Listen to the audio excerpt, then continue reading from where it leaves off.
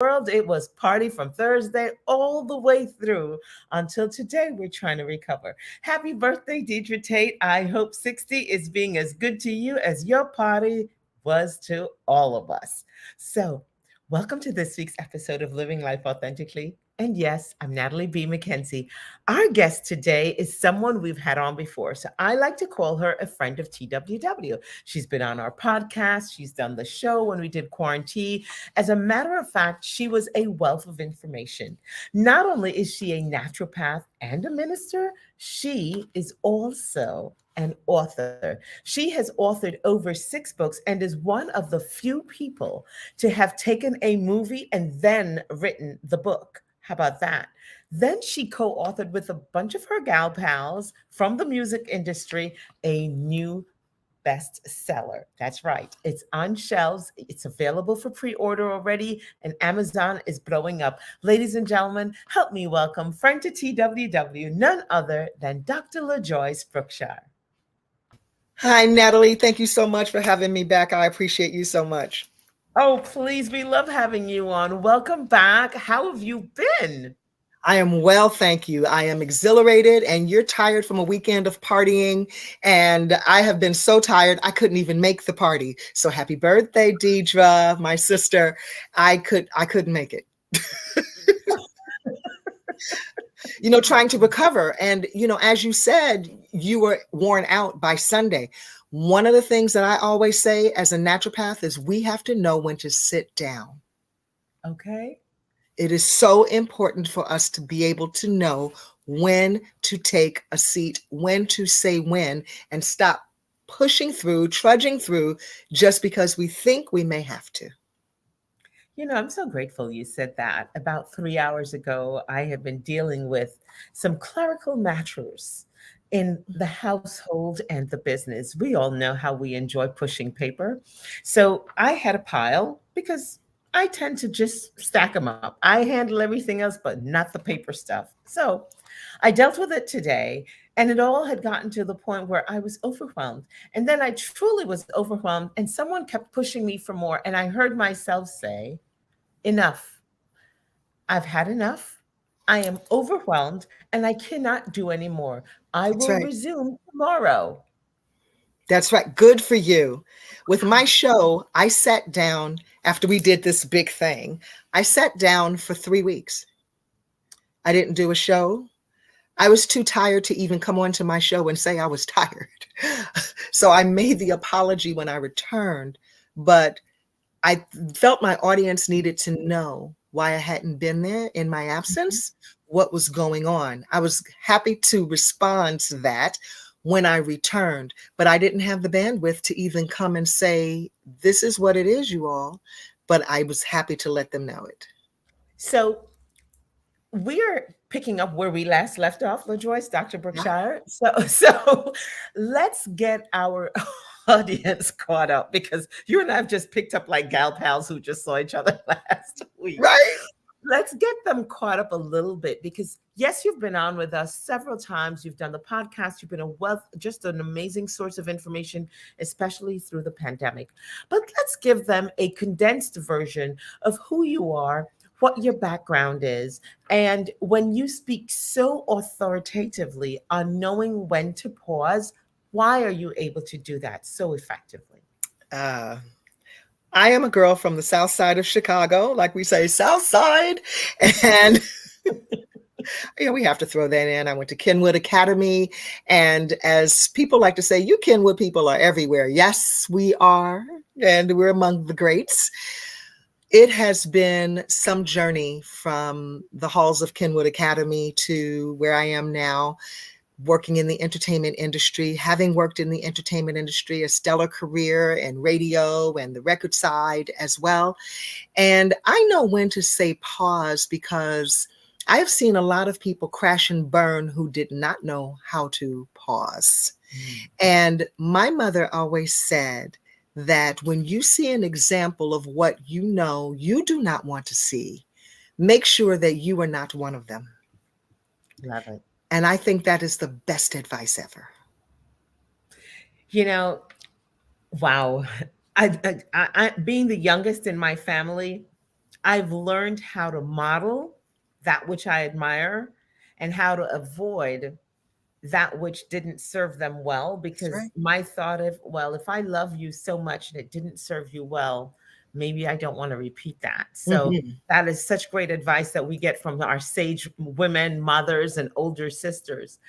Um, Tell us about your journey to naturopathic life, and why are you a naturopath, and why have you chosen, because you've gone from music industry, we all know that is just nonstop going. It's like the fire never goes out, the lights never get turned off, and you've gone to this life where it sounds like you're living it in balance. And we like to say there's no such thing, but I believe there is life in balance.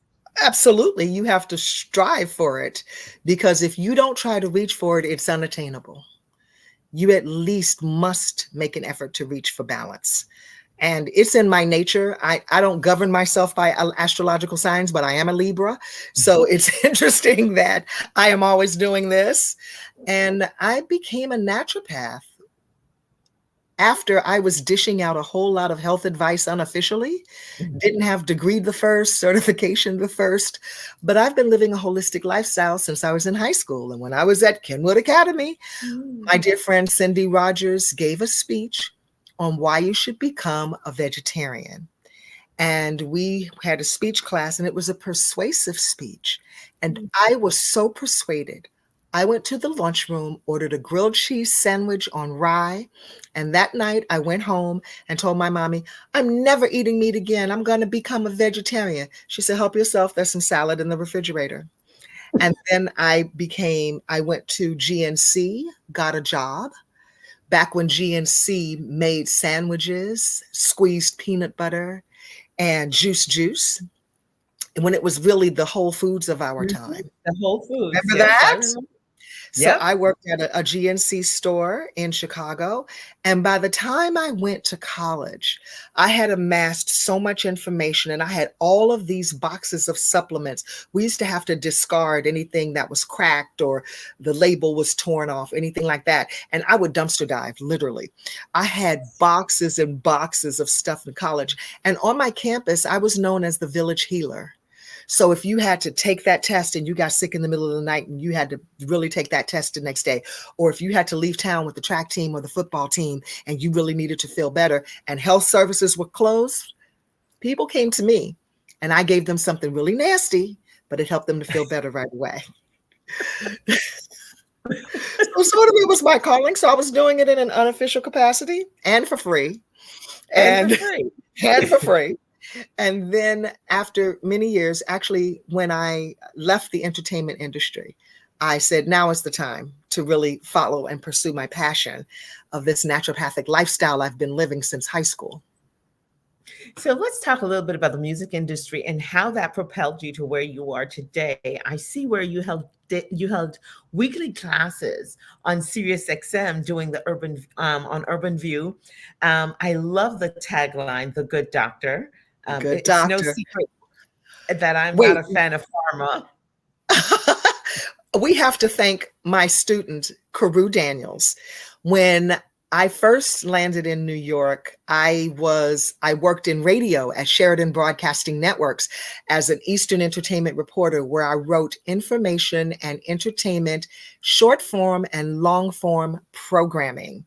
And so I would interview everyone. Deidre used to bring all of her people to me, and that's where we formulated our friendship. And back then, though, I was also a teacher in New York City public schools. Hmm. And one of my star pupils, Carew Daniels, who today is an entertainment writer for the New York Daily News and lives Oh, just minutes from me here in the no Poconos. way. Yes, lives minutes from me in the Poconos because we are like family. He gave me the moniker, the Good Doctor. Love it. I love it. Yes. So, as the Good Doctor, you have made appearances. You mentioned your show at the top of the start of our show. You have authored several books, some of them on health and some not on health. And I hear you're up to something interesting of late, which is really why I wanted to get caught up with you. But tell us about your life as an author. I wanted to write books ever since I was a child. And when I was 11 years old, I won a writing contest with Ebony Junior magazine. Remember Ebony Junior? Mm-hmm. I was 11 and you couldn't tell me anything. I used to write the school plays. I used to write all the stuff for my friends to act in primarily so we could be on the stage. Wrong motivation, but it was my doing. Those were my words that we would speak. And my husband now, who was my boyfriend back then, gave me diary when I was in 7th grade for Christmas. And I just started telling my diary everything. And that's where the skills really developed. So I always dreamed that one day I'm going to be a best-selling author. And so I just wrote and wrote and wrote. So I have not only naturopathic books, I have memoirs, and I have Christian books. I am very diverse in my writing ability and skill, grateful to that, for that. And the book that we've done recently, I've teamed up with Michelle Joyce, another one of my sisters from the industry. And we have compiled this anthology of 22 women executives who work behind the scenes in the entertainment industry. And it's called Women Behind the Mic, Curators of Pop Culture. This is volume 1, and it is called Word to the Wise, because it is filled with beautiful words of wisdom from women who have worked behind the scenes. Okay, so Women Behind the Mic. I happen to know another dear friend, mutual friend of ours, who is a contributor to this book. And I haven't yet read the book because I want my copy signed by, most you gal pals of mine. We'll take care of that. But tell me about this, and how were you able to get 22 women who get no dust under their feet because they're still moving at warp speed post music industry? How do you get them settled down enough to contribute to a book, and how long did it take you? It took a while to get the book, to get everything together. Publishing a book is not easy. For any one of you who thinks it is, and for those of you who know that you would like to write your book and you have not yet written your book, you found out it's not easy, and that's why you haven't written your book.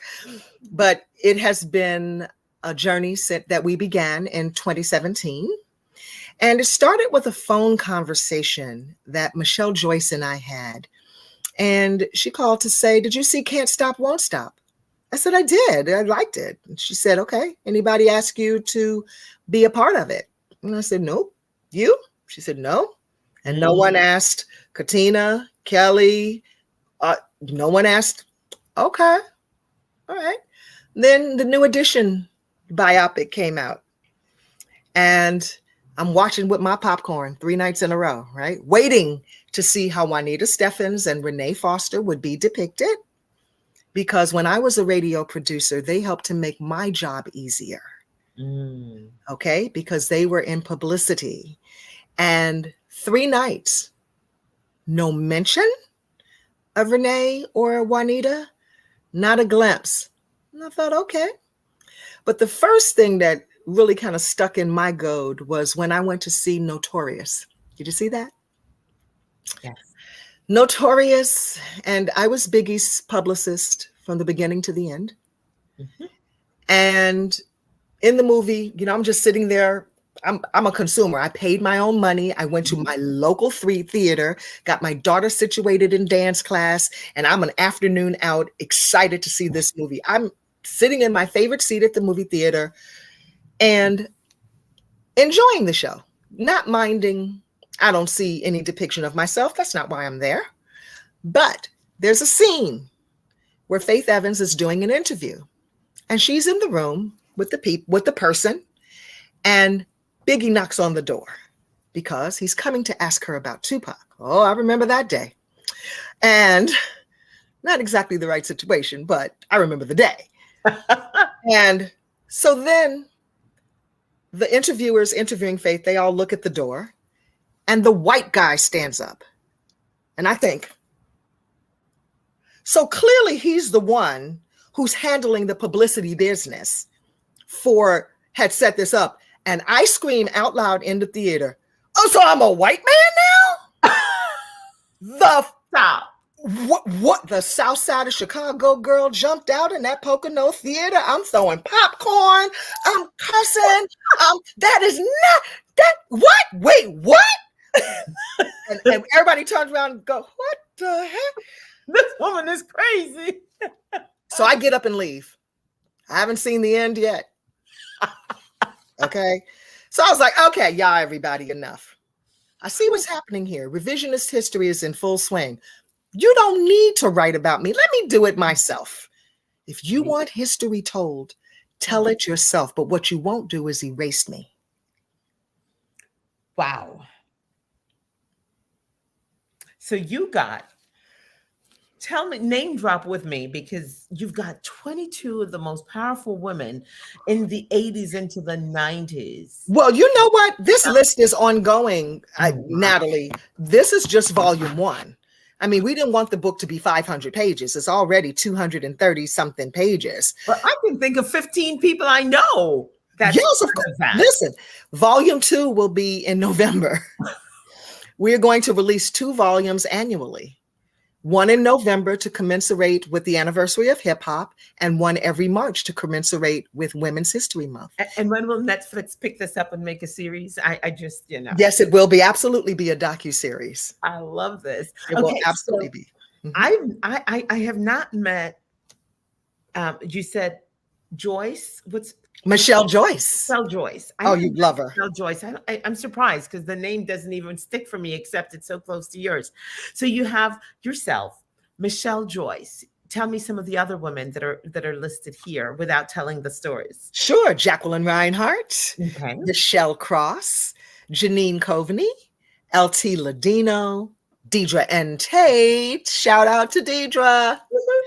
Krista Whaley, Wendy Day, Verna M. Miles, Jonna Lister, Kimberly Thornton, Alita Carter, Tracy Moore. Oh, casting director. Really pushing up the T in this one. That's right. Robin Dunn, the choreographer. Miko Matthews, aka Gina Rogers from Kirk Franklin's Praise. Mm-hmm. Okay. Mary Moore, posthumously. She submitted her story to us before she died. Oh, wow. Actually, Mary's story was the first one we received. Wow. The first one. She knew. I think she did. I think she did. Bless her heart. And so Lone Mosley. And Lone is also the executive producer of Women Behind the Mic events, and Gwendolyn Quinn. Awesome. Well, congratulations on that. What are some of the things that we can look to hear? Because you mentioned Biggie at the beginning, and, you know, Biggie has been gone for so long, and so has Tupac. But I think the stories are still, you know, the questions are unanswered. We all still want to know what really happened. And then you mentioned Faith Evans, and so many lives have shifted and things are so different now than they were then. Tell us some of the little things we can look forward to. Okay. Well, the next volume is going to be hip hop centered. That will come out in November. And it is going to be a chock full of stories. So all of the women involved, we are teaming up with the Hip Hop Education Center, which is Martha Diaz's coalition. Wow. And they are choosing Teftozen 25 women, and we have 25 women on the Women Behind the Mic side, and we're collaborating. It's so fresh, so deaf, so bold, something like that. Ooh. But each woman will tell a singular story about an experience they've had with a hip hop artist. And then the next edition, the next volume will be Uptown Baby, the women who worked at hip hop with the women who worked at Uptown, and Excuse My Dog. And then the next version will be Bad Boys of Bad Girls, the Bad Girls of Bad Boy, girls those who worked in Bad Boy. People who would be there. Then there'll be Purple Rain, those who worked with Prince. There'll be Aretha's Angels, those of us who worked with Miss Aretha. So the list goes on, and those are some of the titles of the volumes that are soon to come. This is exciting. Now, where can we find the book, and what's happening around this? Because now you don't get all this dynamism together and all you production women and events and all this. Where are the events that are associated with the book, or how is this working? How are you launching and promoting it? Tell us all about this. We launched at the Apollo Theater with the Department of Education on March 16th for 1,200 juniors and seniors as a career day panel called Attaining a Seat at the Table, because we have written a full curriculum to teach the next generation that entertainment careers are viable options, because we want our babies to enter into the entertainment industry. So if you like to braid hair, you want to braid hair? $1,500 a head. Did you know that? You like to put on makeup? Great. You can work in the entertainment industry. Or if you like computing numbers, there's a place for you in the entertainment industry. And I don't think that many people know that the entertainment industry is a major contributor to the global economy. That no matter how tough times get, people will entertain themselves. No matter how high inflation is, no matter if there's a bread line, a soup line, history has proven that people will entertain themselves no matter what.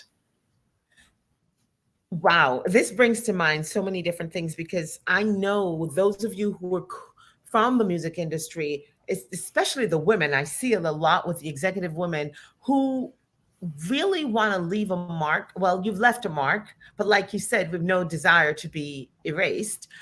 You're also wanting the next generation who come in to be better informed than you were when That's you right. got in And there, equipped. because it's more dominant. This is the issue. It is a male dominant industry. We are not poo-pooing males. We are receiving everyone, but it is a male dominant industry. Yes, it is. We just want everyone to have a level playing field, and what they need is information. Wow. I love this, because there's another organization out there from, I'm sure someone you know very well, who does summer internships, picking some of the brightest minds and getting them connected with people like yourself who've been in the industry and those who are still in the industry, to groom and prepare them, mentor them for That's the right. future.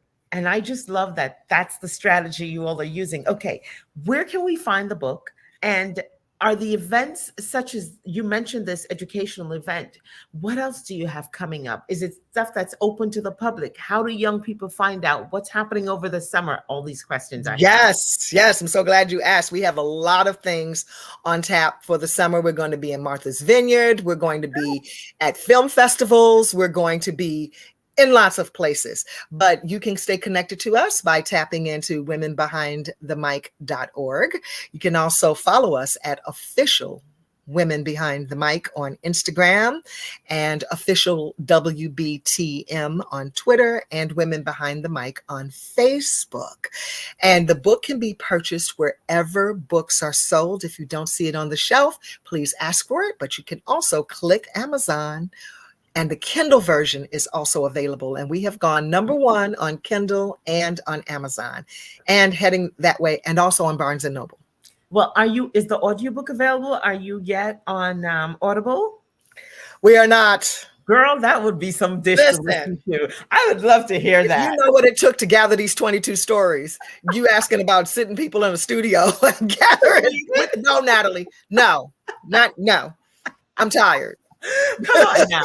Come on. I want the whole animated version. I want to hear Deidre's laugh in person. Absolutely. But you know what we will be doing is we'll have the docuseries, and eventually we're going to actually develop a podcast. And so that is going to be available. Yes. This is fabulous. Okay. It's WBTM, Women Behind the Mic.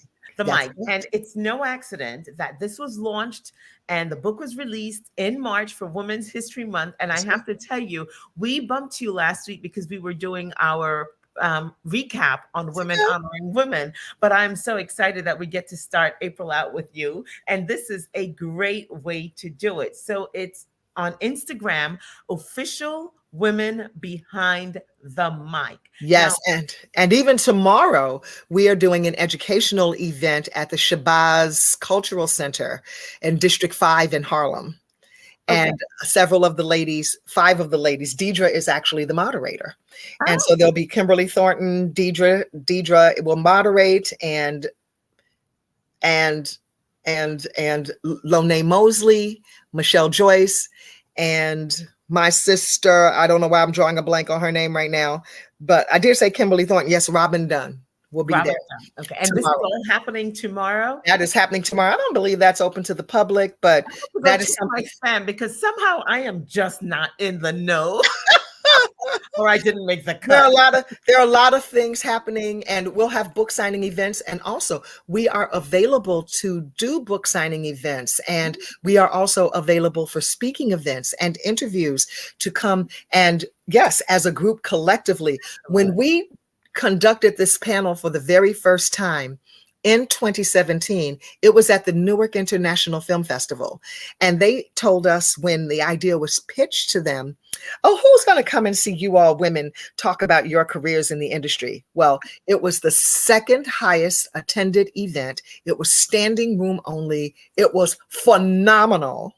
Deidre was one of those panelists. Love it. And yes, and we had a jolly good time. Well, I can tell you the whole woman will definitely put something together because we are all just waiting, chomping at the bits to hear all about it. So remember, ladies and gentlemen, we're talking with Dr. LaJoyce Bookshire, and today she is really not with us as the naturopath, though she always is. Do you ever take that hat off? But No, she's with us as the author and wow, co-producer of Women Behind the Mic. This is a compilation of stories from 22, 25 powerful women in the music industry. And this is just the first issue. There's more to come.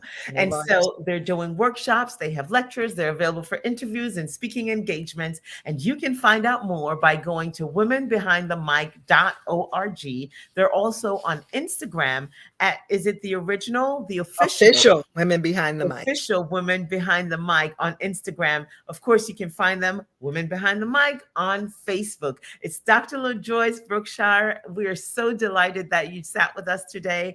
Thank you. Continue to live life in balance because you are one of my favorite people I love to watch and emulate. Just get it together and be well. Thank you for having me. It's such a pleasure. And Dr. LaJoyce, how do we find you? I know how we find Women Behind the Mic, but how are we following you? Ask the Good Doctor on Instagram, Ask the Good Doctor on Facebook, and askthegooddoctor.org. Awesome. And tomorrow, the Good Doctor will be with Women Behind the Mic in Brooklyn. And no, in Harlem. It's in Harlem. Oh, it's in Harlem. Thinking, yeah. The Shabazz Center. Natalie. This is fabulous. So we'll see you tomorrow. They'll see you tomorrow. Thank you so much for joining us. Thank you. Appreciate it. Such a pleasure. And I'm so proud of you for you all are doing good work here. Oh, excellent. Thank you. We have big shoes to fill. So thank you so much.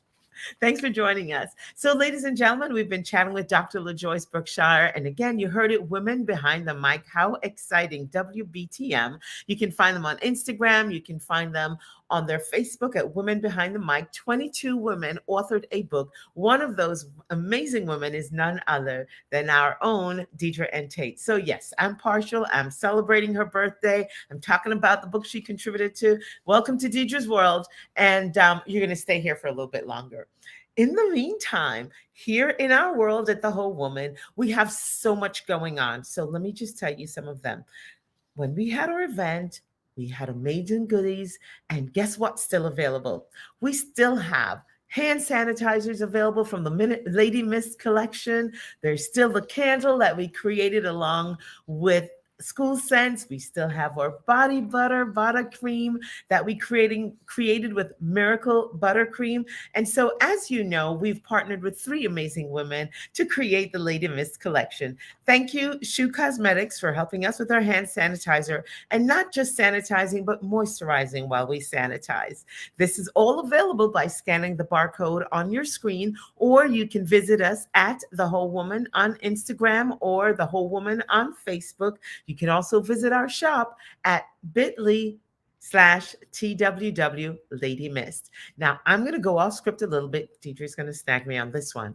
But our spring retreat is moved just a little bit. We squished it down on the calendar so we could get a little more sun and a little more warmth, because one of the things we enjoy with our retreats is being able to walk on the beach and lay out by the poolside. So the spring retreat's new date, it's spring summer retreat, and that comes your way June 23rd through June 26th. Much more information to follow.